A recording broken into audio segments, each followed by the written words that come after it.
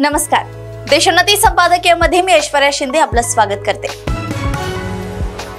नियमित ऑलिम्पिकच्या पाठोपाठ होणाऱ्या पॅरालिम्पिक स्पर्धेत यावेळी भारतीय खेळाडूंनी विक्रमी कामगिरी करत आतापर्यंत तब्बल 26 पदके प्राप्त केली आहे। या आधीची भारताची सर्वोत्तम कामगिरी मागच्या टोकियो पॅरालिम्पिक स्पर्धेत होती।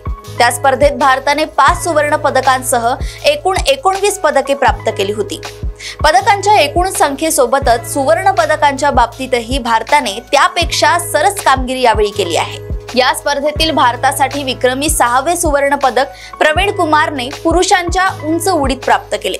प्रवीण कुमारने आशियाई विक्रम मोडून हे सुवर्ण पदक जिंकले आहे। मागच्या टोकियो स्पर्धेत प्रवीण कुमारला याच क्रीडा प्रकारात रौप्य पदकावर समाधान मानावे लागले होते। यावेळी त्याने आपल्या कामगिरीत सुधारणा करत भारताला मानाचे स्थान मिळवून दिले। भारताचे उंच उडी प्रकारातील हे पहिले सुवर्ण पदक ठरले। प्रवीण कुमार प्रमाणेच हरविंदर सिंग तिरंदाजी प्रकारात सुवर्ण पदक प्राप्त करणारा पहिला भारतीय ठरला होता। या 6व्या सुवर्ण पदकासह 9 रौप्य आणि 11 कांस्य पदक जिंकत भारताने पदक तालिकेत आतापर्यंतचे सर्वोत्तम असे 13वे स्थान प्राप्त केले आहे।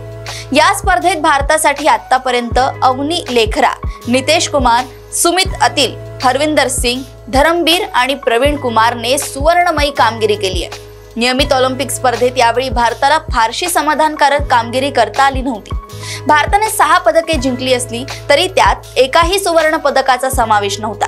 परंतु पॅरालिम्पिक स्पर्धेत भारताने नियमित ऑलिम्पिक मध्ये जिंकलेल्या एकूण पदकांनी इतकी सुवर्ण पदके प्राप्त करत या दिव्यांग खेळाडूंनी भारताची शान नक्कीच वाढवली आहे। भारताच्या पदक तालिकेत अजून काही पदकांची भर पडणार आहे। कस्तुरी राजमनी पॉवर लिफ्टिंग मध्ये अंतिम फेरीत दाखल झाली आहे। तिच्याकडून भारताला पदकाची आशा आहे।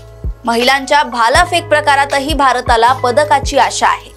पुरुषांच्या गोळाफेक प्रकारातही सोमन राणा अंतिम फेरीत दाखल झालाय। एकूणच नियमित ऑलिम्पिक मधील थोड्या निराशाजनक कामगिरीची खंत पूर्णपणे पुसून टाकण्याचा प्रयत्न हे भारताचे पॅरालिम्पियन खेळाडू करत आहेत। अशाच घडामोडी व अपडेट सोबत पुन्हा भेटूया देशोन्नती संपादकीयमध्ये। बघत रहा देशोन्नती।